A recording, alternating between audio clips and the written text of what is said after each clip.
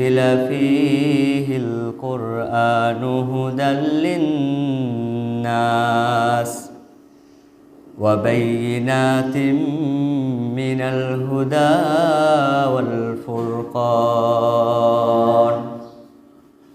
আমরা সকলে দরুদ ইব্রাহিম পড়ি اللهم صل على محمد وعلى آل محمد كما صليت على إبراهيم وعلى آل إبراهيم إنك حميد مجيد اللهم بارك على محمد وعلى آل محمد كما باركت على إبراهيم وعلى آل إبراهيم إنك حميد مجيد صدق الله المولانا العظيم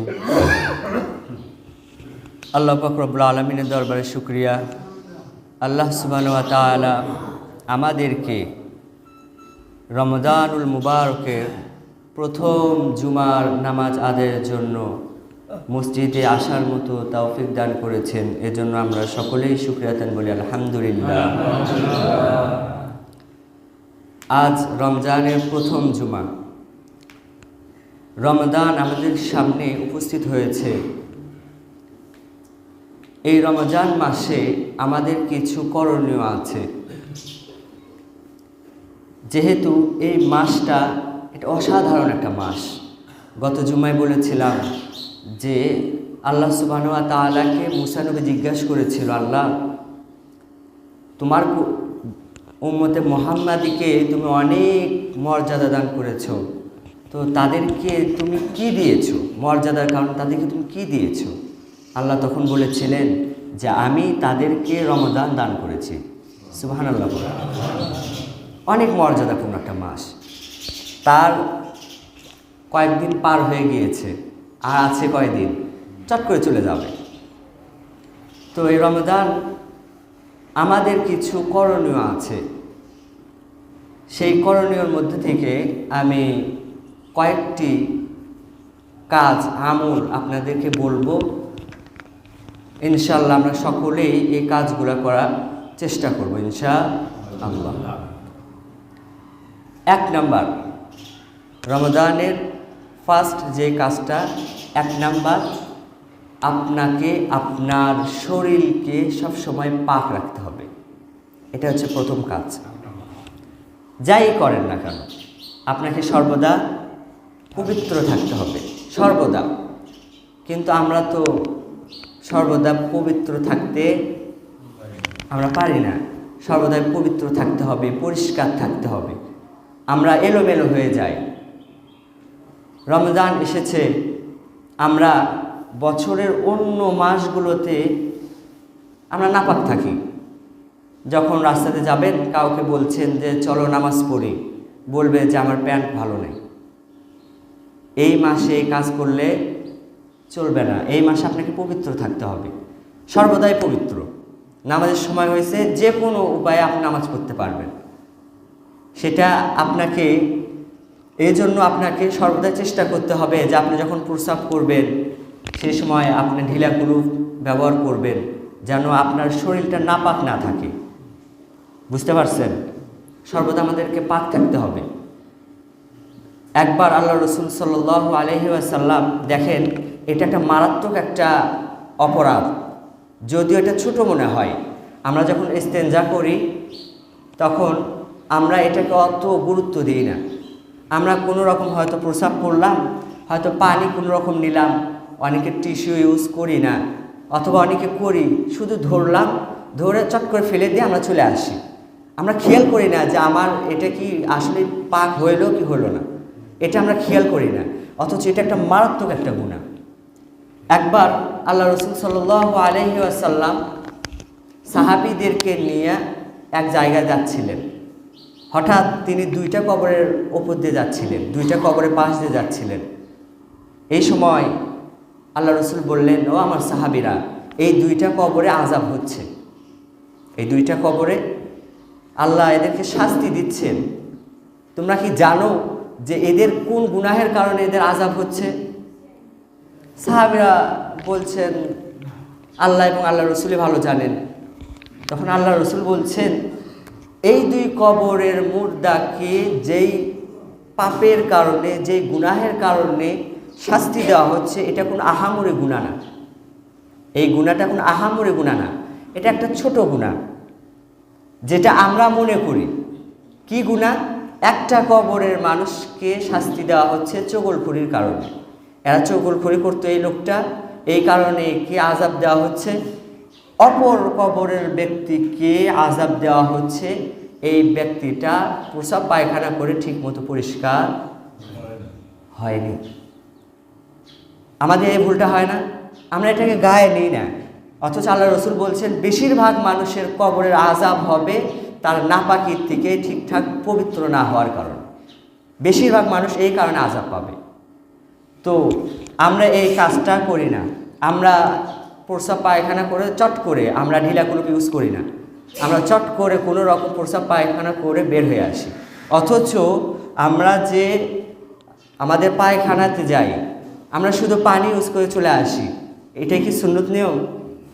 আপনাকে ওখানে টিস্যু কেন দেওয়া হয়েছে, ঢিলা কুলুপ এগুলো কেন দেওয়া হয়েছে? আগে ওটাতে আপনাকে মুছতে হবে, এরপরে পানি। কিন্তু আমরা এই কাজটা করি না। আমরা চট করে কি অবস্থা, কোন রকম পানি দিয়ে ওয়াশ করে চলে আসি। আল্লাহ আমাদের এই জিনিসগুলো বোঝার তৌফিক দান করুন। আল্লাহুম্মা আমিন। আমরা এই পবিত্রতা অর্জন করব, নাপাক থাকা যাবে না, এই কারণে আযাব বেশি হবে। রমাদানুল মুবারকে আমাদের প্রথম কাজ, আমাদের শরীরকে সর্বদা পাক রাখতে হবে, কখনোই নাপাক রাখা যাবে না। আপনি কোন অবস্থায় মারা যাবেন, কারণ আল্লাহ রসুল বলেছেন প্রত্যেক ব্যক্তিকে ওই অবস্থায় উঠানো হবে যে অবস্থায় সে মৃত্যুবরণ করবে। আপনি যে অবস্থায় মারা যাবেন আপনাকে সেই অবস্থায় হাসরের ময়দানে উঠানো হবে। এজন্য আমাদের জন্য উচিত সর্বদা পাক পবিত্র থেকে ঘুমানো, চলাফেরা করা সর্বদা। পারবো না ইনশাআল্লাহ? এক নাম্বার, আমাদেরকে পবিত্রতা অর্জন করতে হবে। এখন এখানে কিছু কথা আছে। আমরা রমজান মুবারকে আমরা অনেকে করি কি, খাওয়া দাওয়া করি, করে অনেকে দাঁত পরিষ্কার করি না, আছে না এমন? আমরা দাঁত পরিষ্কার করি না। অনেকে আছে বেশিরভাগ পরিষ্কার করে, আমরা অনেকে আছে দাঁত পরিষ্কার করি না। কারণ কি? এর একটা রিজন আছে। কি সেটা? আমরা ভাবি যে হাদিসটা একটা শুনছি যে আল্লাহ রসুল বলছেন আল্লাহর কাছে রোজাদারের মুখের গন্ধ মিশকে আম্বরের চেয়েও উত্তম। কি বলেন? শুনছি না এমন? এখন আমি যদি ব্রাশ করি তাহলে কি আমার মুখ দিয়ে গন্ধ বের হবে? তাহলে তো ব্রাশ করা যাবে না। কি বলেন? ব্রাশ যখন করব না, মুখ দিয়ে গন্ধ বের হবে, আল্লাহর কাছে এটা অধিক প্রিয়, আমি সওয়াব বেশি পাবো। আমরা ব্রাশ করি না। এই কাজটা করে আমরা করি কি, আমার অন্য মুসলমান ভাইদেরকে আমি কষ্ট দিই। যখন কথা বলি তখন আমার অপর মুসলমান ভাই কষ্ট পাচ্ছে। যখন আমি সেজদাতে যাচ্ছি সুবহান রাব্বিয়াল আলা এত জোরে পড়ি যে আমার গন্ধ পাশের ভাই পাচ্ছে। এটাই কি? না, আমাদেরকে ব্রাশ করতে হবে। আল্লাহর কাছে কোন গন্ধটা প্রিয়, কোন গন্ধটা? একজন মানুষ যখন সারাদিন না খেয়ে থাকে, সারাদিন না খেয়ে থাকার কারণে তার পাকস্থলিতে যখন খাবার না থাকে, সেই সময় সেখানে একটা অ্যাসিড তৈরি হয়। এই অ্যাসিডের কারণে একটা না খেয়ে থাকার একটা গন্ধ বের হয়। এই গন্ধটা আল্লাহর কাছে অধিক প্রিয়, আপনার মুখের গন্ধ না। এজন্য আমরা, কারণ দেখেন, আপনি পৃথিবীতে স্মার্ট হতে চাইলেও আল্লাহ রসুলের চাইতে বড় স্মার্ট আপনি হতে পারবেন না।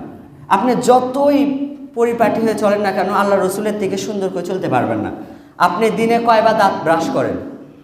কয়বার করেন? একবার।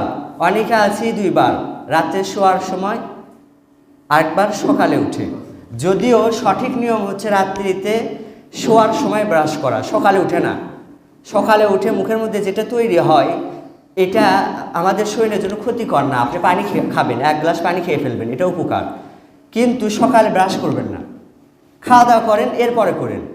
কিন্তু রাত্রিতে যখন ঘুমাইতে যাবেন, খাওয়া দাওয়া করে এই সময় ব্রাশটা করে ফেলবেন।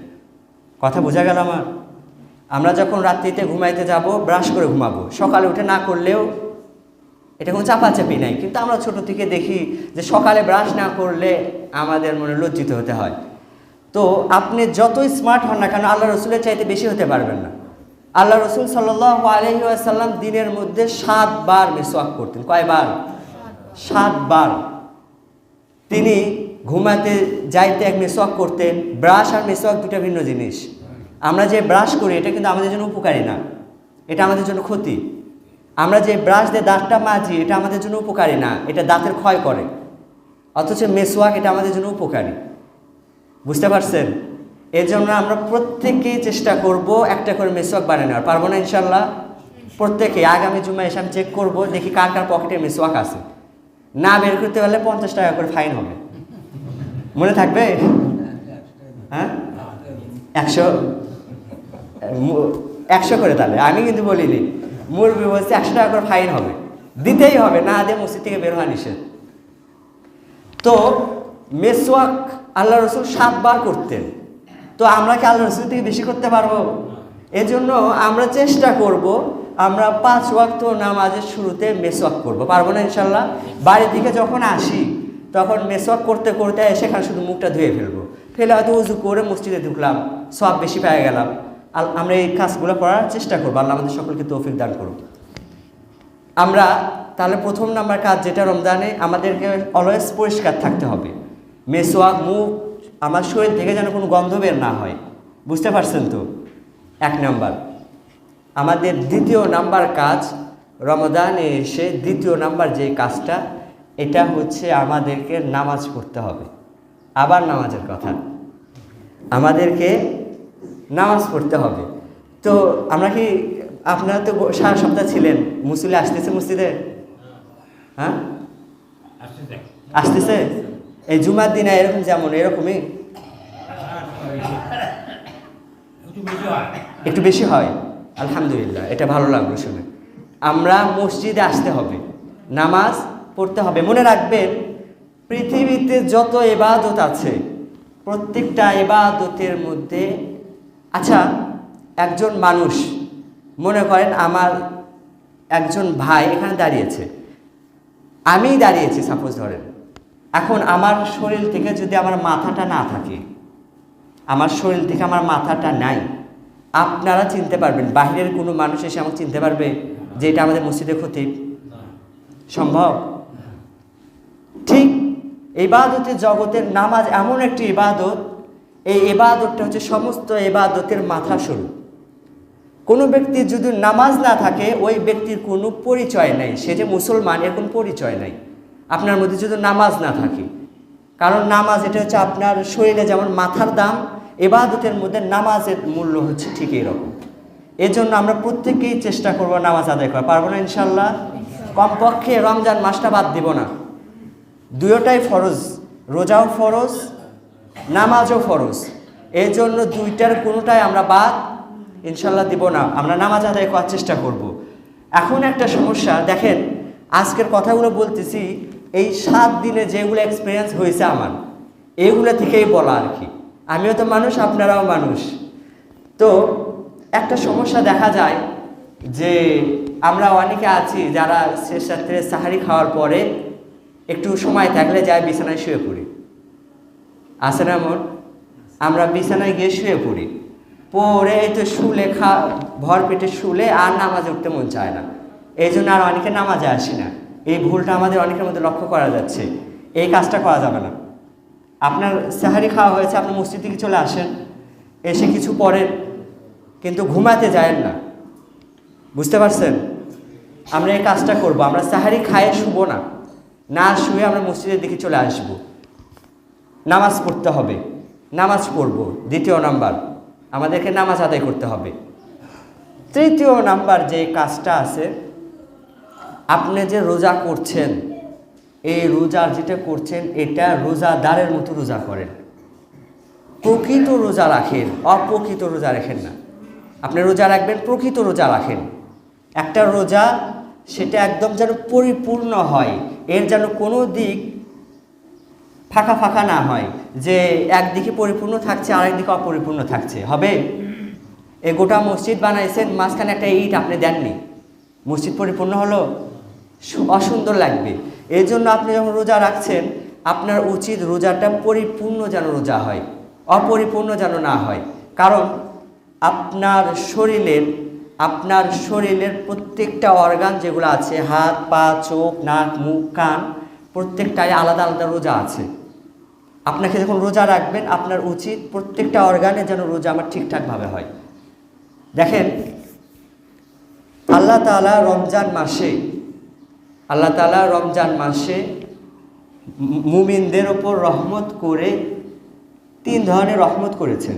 রমজান মাসে আল্লাহ তাআলা রমজান মাসে 30 দিনের 3টা দশক বানিয়েছেন। প্রথম দশক রহমত, দ্বিতীয় দশক মাগফিরত, তৃতীয় দশক নাজাত। 3টা দশকে 3টা আমাদের উপর আল্লাহ তাআলা করুণা করেছেন। রহমত, মাগফিরত, নাজাত, আমাদেরকে 3টা ব্লেসিং আল্লাহ তাআলা দান করেছেন। কিন্তু আমরা মুসলমানেরা, আমরা বাংলাদেশিরা বা বিভিন্ন কান্ট্রি যারা আমরা মুসলমান আছি, আমরা এই 3টা রহমত পায়া 3 দশকে 3টা সিনক্রেটে ভাগ করে ফেলেছি। যেমন প্রথম দশককে আমাদের দেশে, অন্য দেশের কথা আমি বলতে পারবো না, আমাদের দেশে যারা ব্যবসায়িক আছেন, এরা 3 দশকে 3 কোয়ালিটির ব্যবসায়িক ব্যবসা করেন। কয় কোয়ালিটির? 3 দশকে 3 কোয়ালিটির ব্যবসায়িক এরা সিনক্রেট করে, এরা ফিতনা তৈরি করে। যেমন আল্লাহ প্রথম দশকে দিয়েছেন রহমত, মানুষের উপর রহমত দিয়েছেন। আর এই প্রথম দশকে যারা বাজার ব্যবসায়ীরা আছে, তারা ফিতনা তৈরি করে। ঠিক কিনা বলেন? বুঝেন নাই মনে হয়। প্রথম দশকের বাজার কাদের কন্ট্রোলে থাকে? বাজার ব্যবসায়ীরা। যারা বাজারের ব্যবসায়িক রয়েছে, খাদ্য, রমজানের বিভিন্ন বাজার রয়েছে, দেখবেন প্রথম দশক এরা কন্ট্রোল করতেছে। এদের মন চাইলো দাম বাড়াইছে, এদের মন চাইছে এরা দাম কমাচ্ছে, এরাই সব কন্ট্রোল করে ফেলতেছে। ঠিক না? এমন আপনি যখন প্রথম দশকে, মানুষ তো প্রথম দশকে বাজার করে, প্রথম দশকে আপনি যখন যাবেন, আপনার থেকে একদম ছুরি ধরে টাকা নিয়ে নেবে। এর জলজান্ত প্রমাণ আমি। প্রথম দশকে আমি শুরুর দিকে বাজারে গেছি, একটা দোকানে গেছি ছোলা বুট কেনার জন্য। ছোলা বুট কয় টাকা কেজি?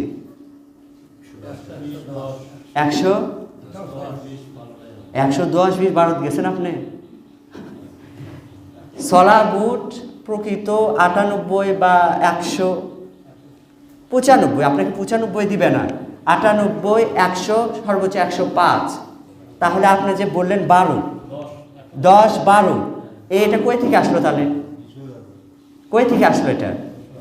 এটা সিন্ডিকেট না? আমি এক দোকানে গেছি, আমি তো এই জন্য নিউজের খবর সবসময় রাখবেন, কখন কোন জিনিসের মূল্য কত হচ্ছে এটা রাখতে হবে। তো আমি যখন বাজারে গেছি, বাজারে যাওয়ার পরে আমি দোকানদারকে জিজ্ঞেস করতেছি ছোলা বুট আছে? বলছে হ্যাঁ হ্যাঁ হুজুর আছে। আমি বলতেছি কত টাকা কেজি ধরতেছেন? আমি কিন্তু দেখেই গেছি, কারণ রমজানের শুরুতে প্রত্যেকটা বাজারে গিয়ে মানুষ এটা কি করে, খোঁজ খবর নেয় যে দাম কত, এটা নিউজে আসে। তা আমি শুনে গেছি, আমি দেখে গেছি যে 95, না হলে 98, এরকমই। যেহেতু এবার আমাদের দেশে ছোলা বুটের আমদানি বেশি, এবার বেশি হচ্ছে, এই কারণে দামটা কম। আমি ছোলা বুট কিনতে গেছি, যাওয়ার পরে বলতেছি কত টাকা কেজি? বলতেছে হুজুর 110 টাকা কেজি। 110 টাকা কেজি? আপনার কত কিনছেন আমি জানি না। তো 110 টাকা কেজি। আমি বললাম না, 110 টাকা কেজি তো না। আমি একটু 5 টাকা কমায় বললাম 105 টাকা কেজি হওয়ার কথা, বেশি কমালাম না, কারণ ওই লোক, ও তো ব্যবসা করতে হবে। 105 টাকা কেজি। বলতেছে আপনাকে যদি কেউ দেয় সেখান থেকে নেন, 110-এর নিচে আপনাকে কেউ দিবে না। কথার গরমে অন্যরকম। আমি বলতেছি কমান কিছু? বলতেছে না হুজুর, 110ই, 1 টাকাও কমবে না। আমি বললাম অন্য কোথাও তো 105 টাকাও দিচ্ছে। বলে আপনাকে দিচ্ছে, আপনি সেখান থেকে নেন। ভালো। এরপরে দেখি পাশে বোন্দার প্যাকেট রাখা আছে। আমি বলতেছি এই প্যাকেটগুলোর দাম কত? তো বলতেছে যে এই প্যাকেটের দাম, এত বড় একটা প্যাকেট, বলতেছে হুজুর 100 টাকা দাম এই প্যাকেটের দাম। আপনাদের এখানে কত করে বিক্রি করেন বা কিনেন? 70 না? হ্যাঁ। আমাকে বলতেছে হুজুর 100 টাকা প্যাকেটের দাম। আমি বলতেছি এটার দাম তো 100 হয় না। আমি তো সব দেখেই গেছি। আমি বলছি এর দাম তো 100 হয় না। বলতেছে কেউ যদি একটু কমে দেন আপনি সেখান থেকে নেন, 100-র নিচে 1 টাকাও করবে না। আরে কি গরম বুঝছেন। আচ্ছা ঠিক আছে, অন্য কেউ যদি দেয় আমি সেখান থেকেই নিচ্ছি। আমি সেখান থেকে বের হয়ে পাশের দোকানে গেছি, যা বলুন ছোলা বুট আছে, বলতেছে হ্যাঁ। আমি বলতেছি কত ধরবেন, বলে 100 টাকা কেজি ধরবো। পাশের দোকান, একজন বললো 110, এ বলছে 100 টাকা। আমি বললাম 100 টাকা তো হয় না, আর একটু কমান। বলে হুজুর 98 টাকা কেজি ধরবো, এর থেকে আর কমাইতে পারবো না। মানুষ 100 টাকায় বিক্রি করতেছে, আমি 98 টাকা দিয়ে আপনাকে দিব। আমি বলি সুবহানাল্লাহ, কত সুন্দর ব্যবসা। একজন বলতেছে 100, ও 98 করতেছে, আর ও বলছে যে আমি 110-এর থেকে 1 টাকাও কমাইতে পারবো না। আচ্ছা বোনরা, তো আপনি এখান দেখি প্যাকেট কত নেবেন? বলে হুজুর এটা 70 টাকা প্যাকেট, এর থেকে 1 টাকাও কমানো যাবে না। আমি আবার সুবহানাল্লাহ, আজব জিনিস তো। আপনি যখন কোনো জিনিস, অসম্ভব জিনিস দেখবেন, আজব দেখবেন, ওই সময় সুবহানাল্লাহ করবেন। সুবহানাল্লাহ, এটা তো আরও চমৎকার। আমাকে বলতেছে যে হুজুর 100 টাকার নিচে কমবে না, অথচ আপনি দিচ্ছেন 70 টাকায়। তাহলে এই ব্যক্তি যে আমার সাথে এইভাবে ব্যবসা করতেছে, আমি না হয় কিনলাম না, অনেকে তো কিনবে, তাহলে এই ব্যক্তি যে মানুষকে এইভাবে ধোঁকা দিচ্ছে, এই রোজা কি হচ্ছে? আপনি রমজান মাসে একজন রোজাদারে তো খাবে, আপনি একটু যদি কম নেন, স্বল্প আপনি লাভ করেন, ক্ষতি আছে আপনার? এইভাবে চড়াওভাবে নিচ্ছে, তাহলে এই সমস্ত যারা ব্যবসায়ী, এদের রোজা হবে? এতে তো রোজা হবে না। এজন্য আপনাদেরকে সাবধান, আপনাদের মধ্যে যারা ব্যবসায়িক আছেন, আপনারা স্বল্প লাভ করেন, একদম মানুষের গলায় ছুরি বসে টাকা নিয়েন না। এতে আপনার মিথ্যা কথা বলে বেশি ইয়ানে টাকা নিয়েন না, এতে আপনার রোজা হবে না। কারণ আপনি যখন রোজা রাখবেন, সারাদিন আপনি শুধু না খেয়ে থাকলেন, এটার নাম রোজা না। এই না খেয়ে থাকা, এটা হিন্দুরাও না খেয়ে থাকে না? হিন্দু, বৌদ্ধ, খ্রিস্টান এরাও না খেয়ে থাকে। তাহলে আপনার এটা তো রোজা হলো না। এই জন্য যখন ব্যবসা করবেন, যেটা দাম কারেক্ট এটাই নেবেন, এর থেকে বেশি করবেন না। এই হচ্ছে 3 নাম্বার কাজ আমাদেরকে রোজা যেটা রাখবো, পরিপূর্ণ রোজা রাখতে হবে, অপরিপূর্ণ রোজা না। আমার শরীরের প্রত্যেকটা অর্গানের রোজা আছে। আপনি রোজা রাখছেন, সাহারি খেয়েছেন, খেয়ে ফজর নামাজ পড়ে এসে আপনার ঘুম ধরতেছে না, এখন কি করবেন? আপনি এখন ফেসবুক বের করলেন, করে স্ক্রল করতেছেন, করতে করতে দেখেন নাটকের ক্লিপ চলে আসছে। এখন আপনার তো সময় যায় না, আপনি বসে থেকে আধা ঘন্টা দেখলেন, গান আসলো, নাটক আসলো, আপনি এগুলো দেখলেন, আপনার রোজা হলো? আপনার চোখের রোজা শেষ। আপনার চোখের রোজা শেষ। আপনি কান দিয়ে শুনছেন, আপনার কানের রোজা শেষ। আপনার সারাদিন সময় যায় না, আপনি ফোন বের করে দেখতেছেন, রাস্তাতে ঘোরাঘুরি করতেছেন, যেগুলো নিষিদ্ধ জিনিস এগুলো দেখতেছেন, এগুলো বলছেন, এগুলো শুনছেন। আপনার রোজার প্রত্যেকটা অর্গান, মনে রাখবেন, যে অর্গান দিয়ে যেটা করবেন ওই অর্গানের রোজা শেষ। আপনি খারাপ কাজের দিকে পা দিয়ে যাবেন, আপনার পায়ের রোজা শেষ। আপনার অন্তর দিয়ে আপনি কাউকে গালি দিচ্ছেন, আপনার অন্তর দিয়ে আপনি কোনো জিনিসের প্রতি লোভ করছেন, আপনার অন্তর দিয়ে আপনি কাউকে নিয়ে খারাপ ধারণা করছেন, আপনার অন্তরের রোজা শেষ। আপনার অন্তরের রোজা নষ্ট হয়ে গেল। তাহলে আপনি শুধু না খেয়ে সারাদিন উপোস পারলেন, রোজা হলো আপনার? আল্লাহ আমাদের প্রত্যেককেই রোজা রাখবেন খুব সুন্দর করে। আমার একটা অর্গানের রোজাও যেন নষ্ট না হয়। ওই রোজা রাখি তো লাভ নাই যে আপনার চোখের রোজা শেষ, কানের রোজা শেষ, এটার কোনো ফায়দা নেই আমাদের। এই জন্য আমরা চেষ্টা করব রোজা যেটা রাখবো পরিপূর্ণভাবে রোজা রাখার চেষ্টা করবো। আল্লাহ আমাদের সকলকে তৌফিক দান করি, সকলে বলি আল্লাহুম্মা আমিন। আরেকটা কথা, যেটা ইফতারির কথা বলেছিলাম, তো আপনারা ইফতারি করাইছেন কাউকে? হ্যাঁ, এখানে আয়োজন করছেন, হ্যাঁ এটাও চলে। একাদিন একাধ বাড়ির মানুষ আপনারা আয়োজন করলেন, ইফতারি করাবেন। ইফতার করানোর সময় মনে রাখবেন যে রমজান মাস, এই ছোট্ট কথাটা বলি, রমজান মাস এটা হচ্ছে দোয়া কবুলের মাস। দোয়া কবুলের মাস, এই মাসটাকে আপনি ছেড়ে দিয়েন না। কারণ আপনি এই মাসে এমনিতেও তো দোয়া কবুল হয়, আপনি এই মাসে যখন ইফতার সামনে রেখে দোয়া করবেন, ওই দোয়া আল্লাহ তাআলা ফিরাবেন না। এই জন্য আমরা যখন ইফতার সামনে রাখবো, আমরা ভাবি যে 10 মিনিট আগে আমি ইফতারে বসলাম, আমার 10 মিনিট সময় আর যেতে চায় না। আরে ভাই, 10টা মিনিট আপনি আল্লাহর কাছে দোয়া করেন, যা যা চাওয়ার আছে চান। আমরা তো চাইতেও ভয় করি, আমরা মানুষ, আমরা দোয়া চাইতেও ভয় করি। আপনি আল্লাহর কাছে, আচ্ছা আপনাদের মধ্যে কি এমন মানুষ আছে যে দোয়া করবেন, আল্লাহ ইনশাআল্লাহ তুমি যদি চাও আমি আমার এই দোয়াটা কবুল করো কি, আমি আগামী সপ্তাহে তোমার রাস্তায় 10 লাখ টাকা দান করব। এইরকম পাগল কোনো ব্যক্তি আছে যে দোয়া করবে? আমার কথা কি কঠিন হচ্ছে? আপনাদের মধ্যে এমন কোনো ব্যক্তি আছে যে দোয়া করবে আল্লাহ আগামীকাল আমি 10 লাখ টাকা তোমার রাস্তায় দান করব, এরকম সাহস কারো আছে? নাই। কারণ আমরা মানুষ, আমরা পৃথিবীর প্রত্যেকটা জিনিসকে আমাদের জ্ঞান দ্বারা মাপার চেষ্টা করি। এই 10 লাখ টাকা আপনাকে আল্লাহর দান করা আল্লাহর কাছে কোনো কঠিন বিষয়? তাহলে আমরা দোয়া করতে ভয় পাই কেন? আমরা প্রত্যেকটা জিনিসে দোয়া করতে ভয় পাই। আমরা কাউকে ইফতার করাতে ভয় পাই, আমরা বেশি বেশি নামাজ পড়তে ভয় পাই, আমরা দান করতে ভয় পাই। কেন ভয় পাই? আপনি আল্লাহর কাছে দোয়া করেন, যত দোয়া করবেন। একটা জিনিস মনে রাখবেন, কোরআন শরীফে, কোরআনে যত নবীর কথা এসেছে, প্রত্যেকটা নবীর হয়তো কোন নবীর কোনো বৈশিষ্ট্য আলোচনা আছে, অথবা কোনো নবীর কোনো বৈশিষ্ট্য আলোচনা আল্লাহ তাআলা করেন নাই। কিন্তু আপনি যদি কোরআন ভালোভাবে পড়েন, আপনি একটা জিনিস দেখবেন যে কোরআনের প্রত্যেকটা নবীর আলোচনায় যখন আল্লাহ তাআলা করছেন, প্রত্যেকটা নবী যে দোয়াটা আল্লাহর কাছে করেছেন, আল্লাহ তাআলা প্রত্যেকটা নবীর ওই দোয়াটাও সেখানে উল্লেখ করেছেন। কথা বুঝলেন আমার? আল্লাহ তাআলা নবীদের অন্য কোনো গুণাগুণ উল্লেখ করুক বা না করুক, আপনি দেখবেন কোরআনের প্রত্যেকটা নবীর আলোচনা যখন আসছে, ওই নবী ওই সময় কোন দোয়াটা করছে আল্লাহ তাআলা ওই দোয়াটাও উল্লেখ করছেন। আদম আলাইহিস সালামের কথা উল্লেখ করছেন, রব্বানা যালামনা আনফুসানা ওয়া ইল্লাম তাগফির লানা। ইউনূস আলাইহিস সালামের দোয়ার কথা বলছেন, তার দোয়াটাও দিছেন। ইব্রাহিম আলাইহিস সালামের কথা উল্লেখ করছেন, তার দোয়াটাও ওখানে উল্লেখ করছেন, ইন্নী ওয়াজ্জাহতু ওয়াজহিয়া লিল্লাযী ফাতারাস সামাওয়াত। আল্লাহ তাআলার দোয়াগুলো উল্লেখ করে দিয়েছেন। এর মানে বোঝা যায় যে ইসলামের দোয়ার একটা বিশেষ গুরুত্ব আছে। এই জন্য রমজান মাসে যখন আসছি আমরা, যখন মসজিদে আজান হবে এবং একামত হবে, এই দুই সময়ের মাঝখানে দোয়াটা কবুল হয়। আমরা এই সময় দোয়া করব, নিজের জন্য ভালো ভালো যা কিছু হয় আমরা দোয়া করব। ইফতারির সময় দোয়া করব, সাহারির পর আমরা দোয়া করব। পারবো না ইনশাআল্লাহ?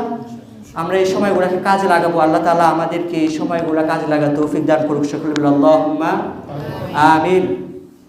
ওয়া আখির দাওয়ানা আলহামদুলিল্লাহি রাব্বিল আলামিন। যারা সুন্নাত করে নাই তারা কবুল জুমা